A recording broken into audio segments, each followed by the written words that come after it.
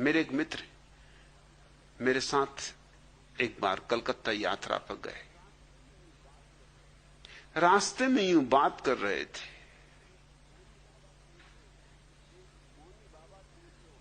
एक मौनी बाबा थे, उनके वो भक्त थे। मैंने उनसे पूछा कि मौनी बाबा में तुम्हें क्या खास बात दिखाई पड़ती? अरे उनका खास बात, आज 20 साल से मौन है। मैंने कहा इसमें तो कुछ खास बात नहीं।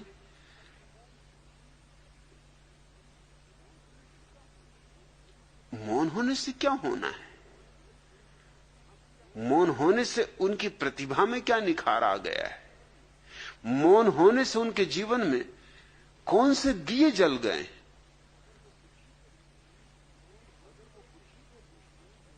अगर वो बुद्धू थे 20 साल पहले, तो मौन होने से और बुद्धू हो गए होंगे।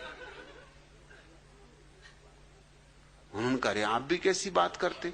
अगर वो बुद्धू होते तो इतने लोग उनको कैसे पूछते? कोई मैं अकेले ही पूछता हूं, कितने लोग पूछते? अब मैंने कहा ये दूसरी बात तुम उठा रहे हो। उन दूसरों से मैं पूछूंगा तो वो कहेंगे कि कितने लोग पूछते, उसमें तुम्हारी गिनती करेंगे। तो तुम दूसरों को देख के पूछ रहे हो। मैंने कहा तुम एक काम करो, मेरे साथ तुम कलकत्ता चल ही रहे हो,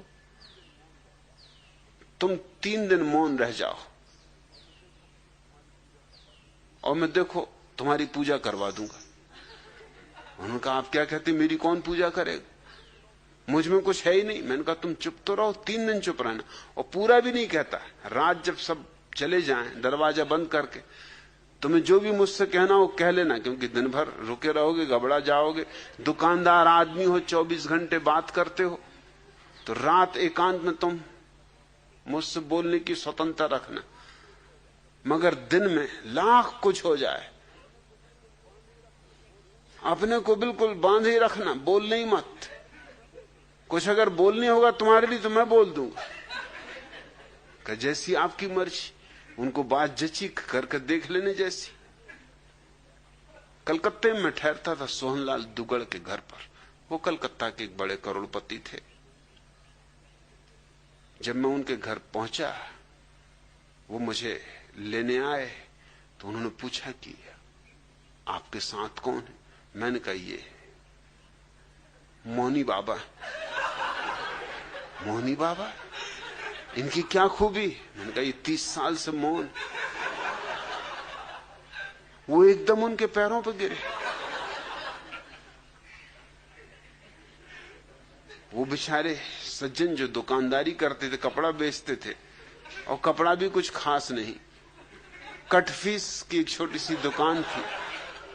सोहनलाल दुगड़ जैसा करोड़पति उनके पैरों पर गिरे। सक्शाए भी, मैंने उनको इशारा किया कि सक्शाना मत। अब जब मौनी बाबा बन गए तो अब डरना मत, अभी तो बहुत कुछ होगा, ये तो शुरुआत। जब सोहनलाल दुगड़ तुम्हारे पैर में गिरेंगे तो अभी तुम कलकत्ते के सब मारवाड़ियों को गिरते देखोगे, तुम घबराते क्या? तुम रुको जरा। वो तो इतने घबरा गए कि वो मुझे हाथ से धक्का मारेंगे। भैया ये बात ठीक नहीं।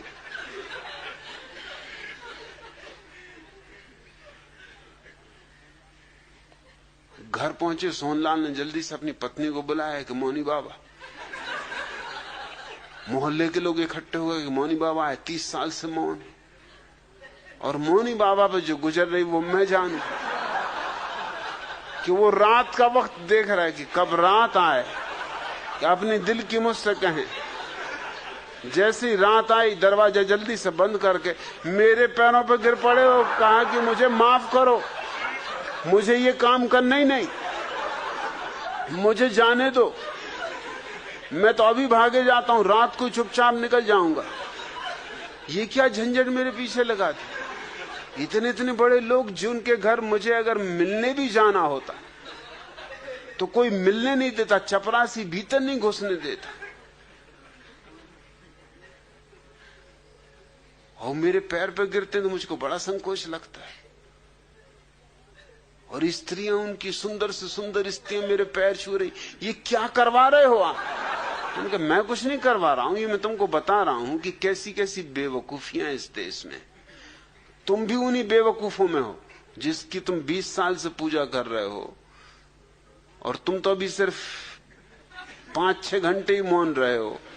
ये चमत्कार, अभी तुम 3 दिन रुको तो अभी तुम देखना इलाज शुरू हो जाएंगे, बीमारियां ठीक होने लगेंगी। अरे उनका आप क्या कह रहे हैं, मुझ में कोई चमत्कार नहीं, कोई शक्ति नहीं। तुम, मैंने कहा फिक्र ही मत करो, सब आ जाएगा। मौन भर रहो और दिन भर रहो मौन, मगर दिन में बोलना मत, और मुझको धक्के वगैरह ही मत मानना, क्योंकि लोगों को शक पैदा हो जाएगा कि बात क्या है। तुम तो अपने आंखें बंद कर लिया, अगर बिल्कुल सहने के बाहर हो जाए, आंख बंद कर लिया, अपने भीतर ही भीतर नमोकार मंत्र पढ़ने लगे कि होने दो जो हो रहा है। 3 दिन में तो उनकी डुंडी पिट गई, अखबारों में फोटो आ गए। रात को मुझे फोटो दिखाएं कि क्या करवा रहे हो। अगर मेरे घर पता चल गया, अगर मेरी पत्नी बच्चों को पता चल गया, तो तुम तो मेरा घर लौटना तंग बंद कर दोगे। ये अखबार अगर वहां पहुंच गए तो मेरी मुसीबत हो जाएगी, और फिर मेरी दुकान की भी तो सोचो। और इधर मैं कटफीस खरीदने आया हूं, तुम नाहक रास्ते में मिल गए। अब मैं कटफीस कहां खरीदूंगा? ये कलकत्ते का बाजार तो खत्म, क्योंकि जिनके यहां से मैं कटफीस खरीदता था वो लोग भी मेरे पैर छू रहे हैं, और कई तो मुझे गौर से देखते भी हैं कि शक्ल कुछ पहचानी मालूम होती। 1-2 आदमियों ने प्रश्न भी किया कि 30 साल से मौन है, इस शक्ल कुछ पहचानी मालूम होती। मैंने कहा देखा होगा किसी पिछले जन्म में। अरे जन्म जन्म का नाता है। उन्होंने कहा ये बात ठीक, ये कोई साधारण साधक है जो जन्मों से साधना कर रहे हैं, कई बार तुम मिले होगे पिछले जन्मों में, इसलिए शक्ल पहचानी लगती। कहा लगती तो पहचानी सी शक्ल, मतलब कहीं देखा है, और ऐसा भी नहीं लगता कि पिछले जन्म में देखा, इसी जन्म में देखा है। मैंने कहा ये बड़े पहुंचे हुए पुरुष हैं, एक ही साथ कई नगरों में एक साथ प्रकट हो जाते। वो मुझे हुद्दे मारे कि मत ऐसी बातें कहो।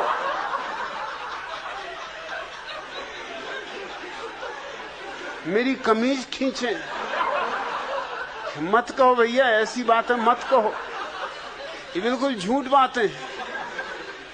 मगर लोग मान रहे हैं। मिठाइयां आने लगी, फल आने लगे, और रात मुझको कहें कि क्या करवा रहे हो, इतनी मिठाइयां फल में कहां ले जाऊं? तुम ले जाना, घर बाल बच्चों को मोहल्ले में बंटवा देना। स्टेशन पर जब उनको लोग छोड़ने आए, कटफीस तो वो खरीद ही नहीं पाए, क्योंकि अब कहां कटफीस खरीदे? कोई देख ले कटफीस खरीदता कि मोनी बाबा कटफीस खरीद रहे हैं। रास्ते भर मुझ पर नाराज रहे कि और सब तो ठीक, मगर कलकत्ते का बाजार खराब करवा दिया। अब मैं कलकत्ता कभी न जा सकूंगा। मैंने उसका तुम घबराओ मत, तुम एक काम करो, दाढ़ी बढ़ा लो, अगली बार जब कलकत्ता जाओ दाढ़ी मूछ बढ़ा के चले जाना। हाँ, उनका ये बात जचती। मैंने कहा फिर वो लोग कहेंगे कि देखा है कहीं, तो कहना अरे देखना वगैरह तो चलता रहता है, कई लोगों की शक्लें एक जैसी होती हैं, और ना हो तो मैं साथ आ जाऊं। उन्होंने नहीं, आपके तो साथ आने की कोई जरूरत ही नहीं, आपके साथ तो मैं कभी कहीं जाऊंगा नहीं। अगर ट्रेन में मुझे पता भी चल गया कि आप सफर कर रहे हो तो उस ट्रेन से उतर जाऊंगा। और मेरे पैर पकड़ के कहने लगे इतना कृपा करो कि ट्रेन में किसी को खबर ना हो। मतलब ये ट्रेन के लोग तो जबलपुर भी जाएंगे मेरे साथ ही, अगर वहां तक खबर पहुंच गई तो सब चौपट समझो। मेरी पत्नी मुझे मुश्किल में डाल देगी कि तुमसे किसने कहा था कि तुम मौनी बाबा बनो, और तुम कहां से 30 साल मौनी बाबा रहे? 3 दिन के लिए घर से गए और 30 साल मौनी बाबा हो गए। फिर दोबारा जब मैं कलकत्ता जाता था तो लोग उनकी जरूर पूछते थे कि मौनी बाबा नहीं आए, कब आएंगे। मैंने कहा आएंगे, जरूर आएंगे। उनको स्वागत सत्कार ज्यादा पसंद नहीं। वो बहुत नाराज हो गए कलकत्ते से, इतना हूम धड़ाक उनको बिल्कुल पसंद नहीं। वो सीधे साधे आदमी, मौन एकांतवास करते।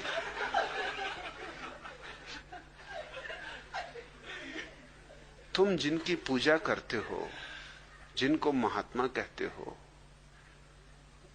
उसमें तुम्हारी धारणाएं ही भर काम कर रही हैं। तुम आंख खोल के देखते भी नहीं।